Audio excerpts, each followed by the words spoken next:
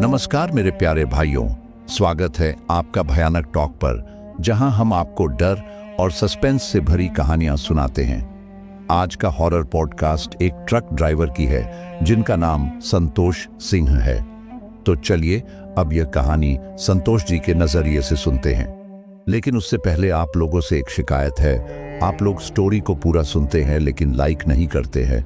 इस बार आप लोगों से मैंने बहुत उम्मीद लगाई है कि आप लोग अब की बार वीडियो को लाइक भी करेंगे और चैनल को सब्सक्राइब भी करेंगे। उसके साथ आप लोग कमेंट में अपना नाम और अपने गांव या शहर का नाम ज़रूर बताए। हो सकता है अगली हॉरर कहानी में आपका नाम लिया जा सकता है। तो अब ज़्यादा समय नहीं लेते हैं, चलिए कहानी की शुरुआत करते हैं। दोस्तों, मेरा नाम संतोष है और मैं एक ट्रक ड्राइवर हूँ। मैं एक ट्रांसपोर्ट कंपनी में काम करता हूं और अलग अलग राज्यों में सामान पहुंचाता हूं। लेकिन आज जो कहानी आपको बताने जा रहा हूं वो मेरी जिंदगी की सबसे डरावनी घटना है।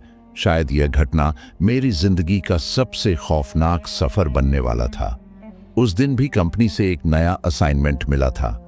एक खास तरह का माल जो दिन में नहीं जा सकता था, उसे सिर्फ रात में ही ले जाना था।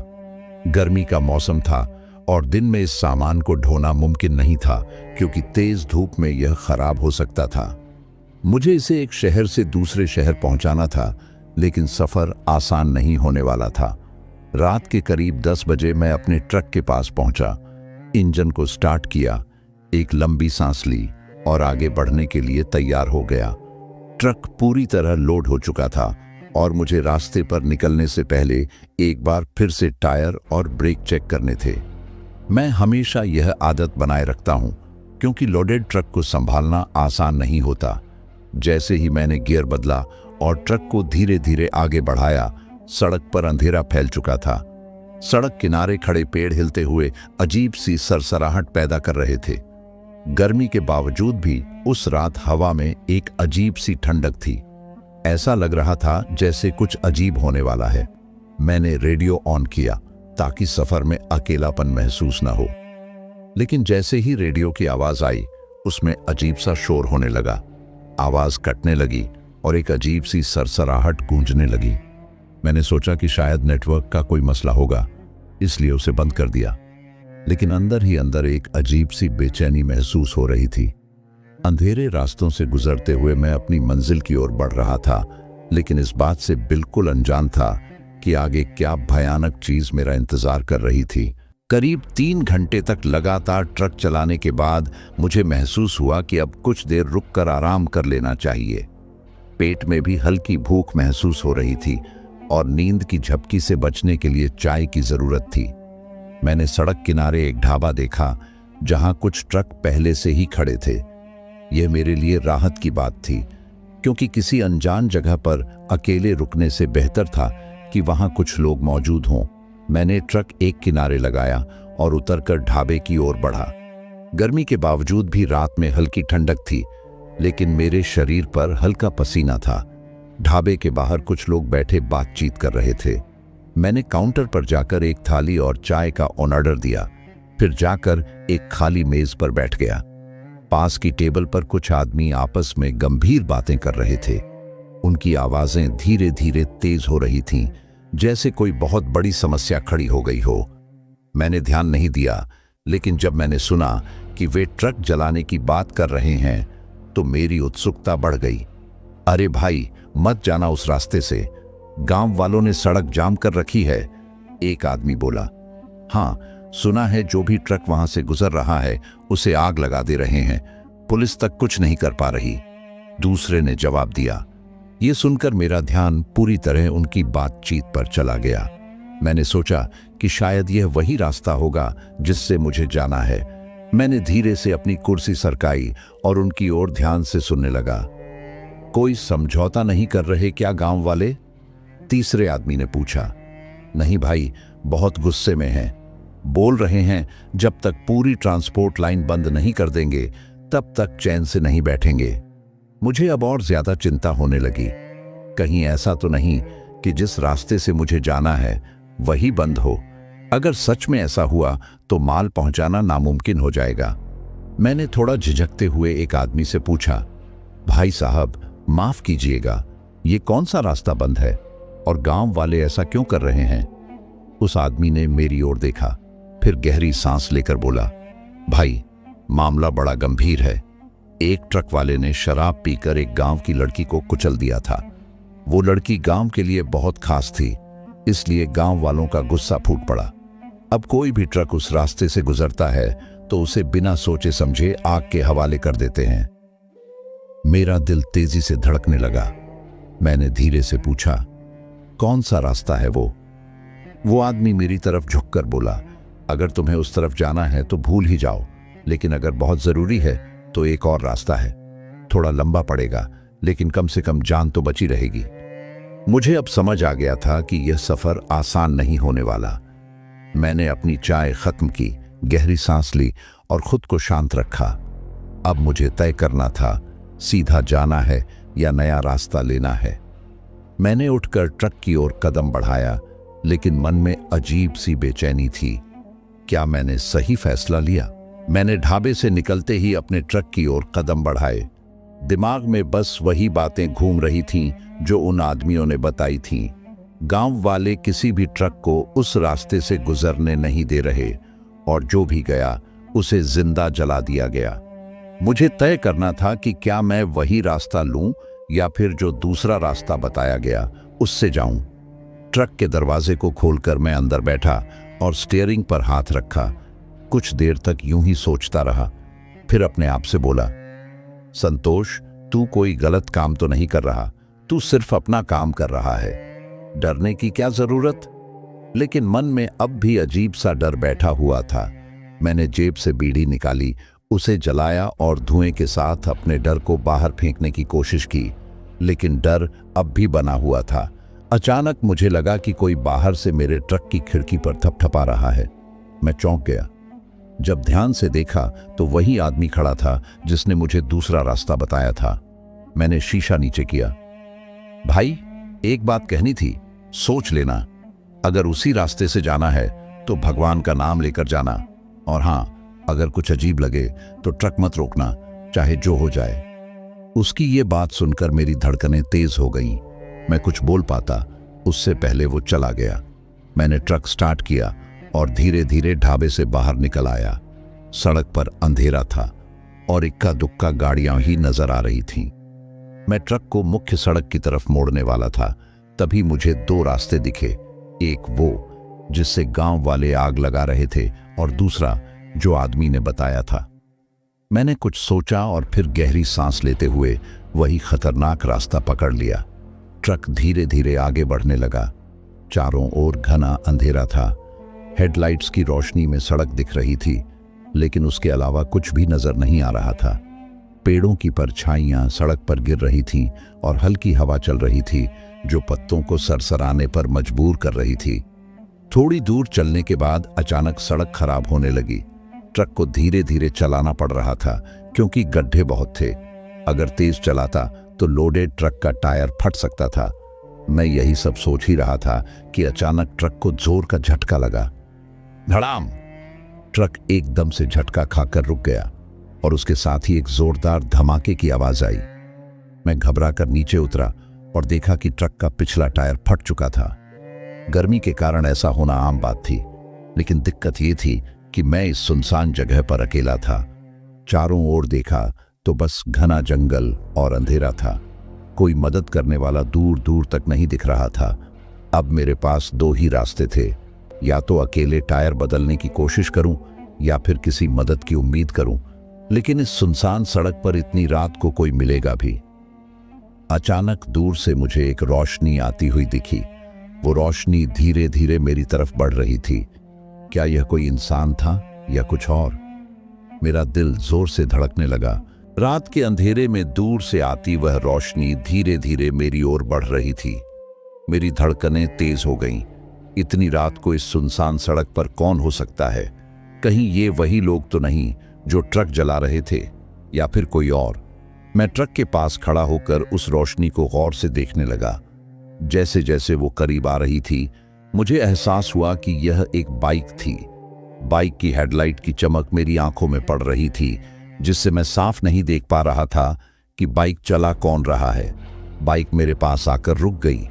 उस पर बैठा आदमी हेलमेट पहने हुए था। उसने इंजन बंद किया और मेरी तरफ देखा। क्या हुआ भाई?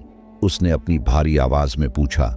मैं थोड़ा झिझकते हुए बोला, भाई टायर फट गया है, कोई गांव या मिस्त्री की दुकान आसपास होगी क्या? उस आदमी ने हेलमेट उतारा। उसकी शक्ल थोड़ी अजीब लगी।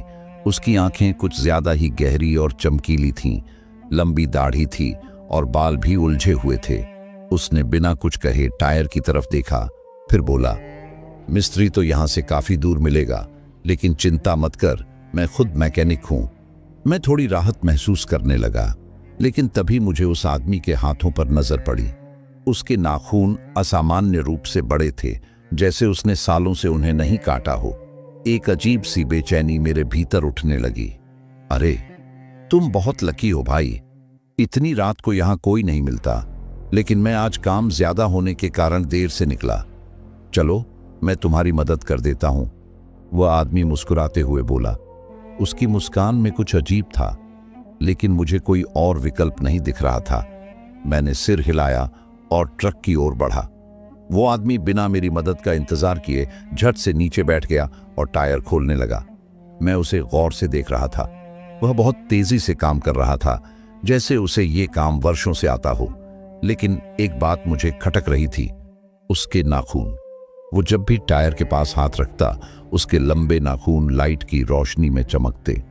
मुझे समझ नहीं आ रहा था कि ये सब सच में हो रहा था या मेरा दिमाग अजीब चीजें सोच रहा था। थोड़ी देर बाद वह उठा और बोला, थोड़ा तुम बनाओ, मैं अभी आता हूं। कहां जा रहे हो? मैंने झिझकते हुए पूछा। यहीं पास में जाना है, जल्दी आता हूं, उसने कहा और अंधेरे में चला गया। अब मैं अकेला था। मैंने खुद टायर खोलने की कोशिश की, लेकिन जैसे ही मैंने टायर के अंदर झांका, मेरी आंखें चौड़ी रह गईं। टायर के अंदर कीलें गड़ी हुई थीं। ऐसा लग रहा था जैसे किसी ने जानबूझकर कीलें बिछाई हों, जिससे टायर पंक्चर हो जाए। मेरा दिमाग सुन्न पड़ गया। क्या यह सब पहले से प्लान किया हुआ था? मैं ये सोच ही रहा था कि तभी मुझे पीछे से किसी के पैरों की आहट सुनाई दी। मैंने धीरे से मुड़कर देखा। वो वही आदमी था, लेकिन इस बार उसके चेहरे पर अजीब सी मुस्कान थी। अगले ही पल उसने मेरे सिर पर जोर से लोहे की रॉड मार दी। सब कुछ अंधेरा हो गया। मेरी आंखें धीरे धीरे खुलीं। सिर में तेज दर्द हो रहा था। चारों तरफ घना अंधेरा था। शरीर सुन्न पड़ चुका था। जब होश पूरी तरह लौटा तो मैंने महसूस किया कि मेरे हाथ और पैर रस्सियों से बंधे हुए थे। मैं किसी मोटे पेड़ से बंधा हुआ था। ये कहां आ गया मैंने नजरें घुमाई। चारों तरफ घना जंगल था।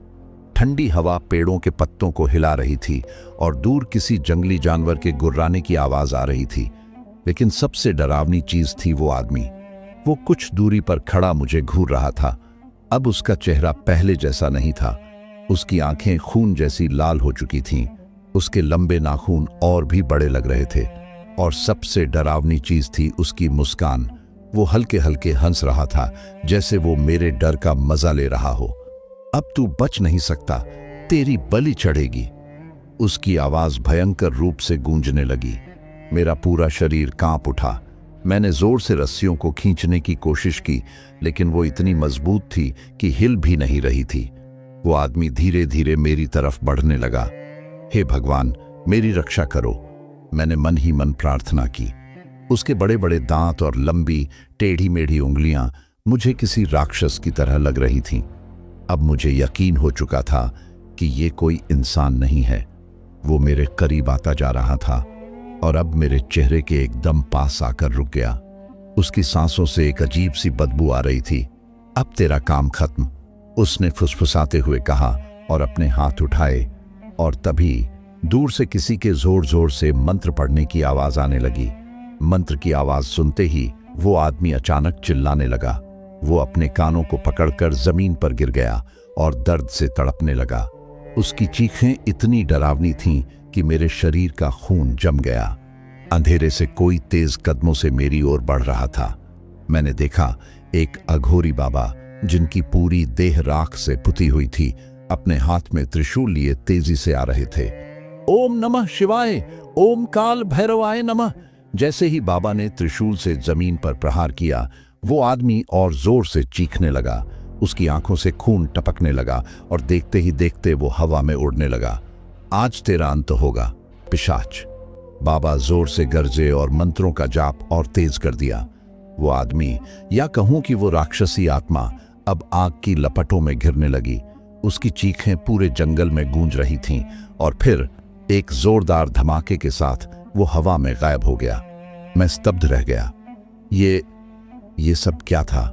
मैं कांपती आवाज में बोला। बाबा मेरी तरफ बढ़े। उन्होंने धीरे से रस्सियां खोली और मेरा सिर सहलाया। तू सुरक्षित है बेटा, चल मेरे साथ आ। मैं कुछ बोल नहीं पाया। मैं बस उनकी बात मानकर उनके साथ चल पड़ा। अब मेरे मन में एक ही सवाल था, आखिर वो आदमी कौन था और बाबा को ये सब कैसे पता चला? मैं अब भी सदमे में था। बाबा ने मुझे जंगल के बीच बनी अपनी छोटी सी कुटिया में ले जाकर एक चटाई पर बैठा दिया। मेरी सांसें तेज चल रही थीं, दिल जोर जोर से धड़क रहा था। बाबा ने एक कटोरे में कोई औषधि मिलाई और मेरे माथे पर लगा दी। बेटा, अब तू सुरक्षित है, बाबा ने शांत स्वर में कहा। मैंने कांपते हुए उनकी तरफ देखा। बाबा, ये सब क्या था? वो आदमी, वो इंसान नहीं था। उसकी आंखें, उसके नाखून, वो कोई राक्षस था।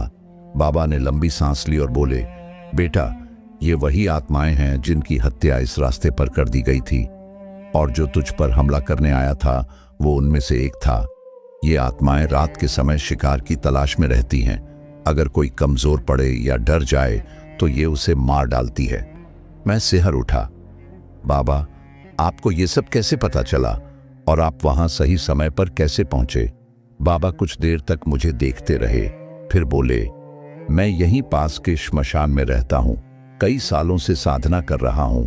मुझे जैसे ही एहसास हुआ कि कोई बुरी शक्ति मेरे आसपास है, मैं मंत्रों का जाप करता हुआ तेरी तरफ बढ़ा। अगर मैं कुछ मिनट देर से आता तो तेरा अंत निश्चित था। मेरी रीढ़ में ठंडक दौड़ गई। बाबा ने आगे बताया, इस सड़क पर न जाने कितने लोगों की हत्या की गई है। कुछ लूट के लिए मारे गए, कुछ हादसों का शिकार हुए और कुछ उन पिशाचों का भोजन बन गए। उनके अधूरे बदले की आग ने इस जगह को श्मशान बना दिया है। जो भी इस रास्ते से रात के समय गुजरता है वो या तो मारा जाता है या फिर गायब हो जाता है। मैंने घबराकर पूछा, तो बाबा, अब मैं क्या करूं? मेरा ट्रक वहीं जंगल में खड़ा है और मुझे सुबह तक माल लेकर पहुंचना भी है। बाबा ने मुझे सांत्वना दी, तू घबराना मत, अब वो आत्मा तुझे नुकसान नहीं पहुंचा सकती। रात भर यही रुक जा, मैं तुझे भस्म और रक्षा ताबीज दूंगा। इससे कोई भी बुरी शक्ति तेरा कुछ नहीं बिगाड़ पाएगी। मैं चुपचाप उनकी बात सुनता रहा। डर अब भी था, लेकिन बाबा की मौजूदगी से थोड़ी राहत भी मिली। बाबा ने अपने झोले से एक राख निकाली और मेरे सिर पर लगाई। फिर उन्होंने एक लाल रंग का धागा मेरे हाथ में बांधते हुए कहा, जब तक ये धागा तेरे हाथ में रहेगा कोई आत्मा तुझे छू नहीं पाएगी। लेकिन एक बात याद रखना, किसी भी हाल में इस रास्ते पर दोबारा रात के समय मत आना। मैंने हाँ में सिर हिलाया। बाबा ने मुझे खाने के लिए कुछ दिया और फिर बोले, अब सो जा बेटा, सुबह होते ही तू अपने ट्रक के पास जा और जल्द से जल्द यहां से निकल जा। मैं लेट तो गया, लेकिन नींद नहीं आ रही थी। हर बार जब आंख बंद करता वो भयानक चेहरा मेरी आंखों के सामने आ जाता। क्या मैं सही सलामत वापस जा पाऊंगा? ये सोचते सोचते कब नींद आ गई पता ही नहीं चला। सुबह की हल्की रोशनी मेरे चेहरे पर पड़ी तो मेरी आंख खुली। मैं घबराकर इधर उधर देखने लगा, लेकिन बाबा वहीं बैठे मंत्रों का जाप कर रहे थे।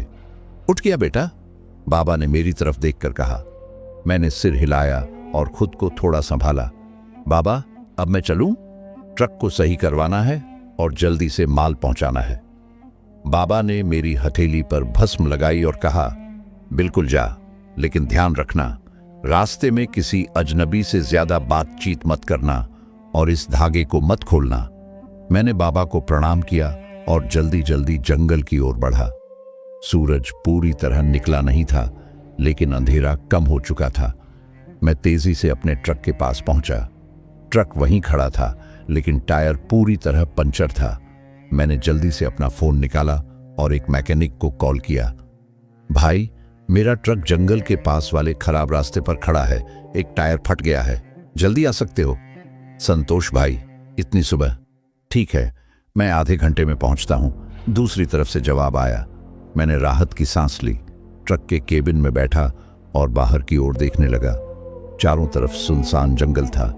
रात में जो भयानक घटनाएं घटी, उनका ख्याल आते ही मेरी रीढ़ में सिहरन दौड़ गई।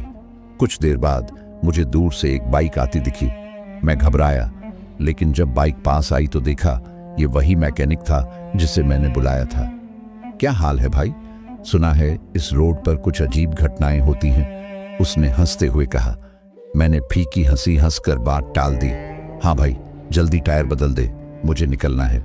मैकेनिक ने काम शुरू किया और मैं चौकन्ना होकर इधर उधर देखने लगा। कुछ ही मिनटों में टायर बदल गया। लो भाई, टायर ठीक हो गया, लेकिन अगली बार इस रास्ते से मत आना, मैकेनिक ने चेतावनी दी।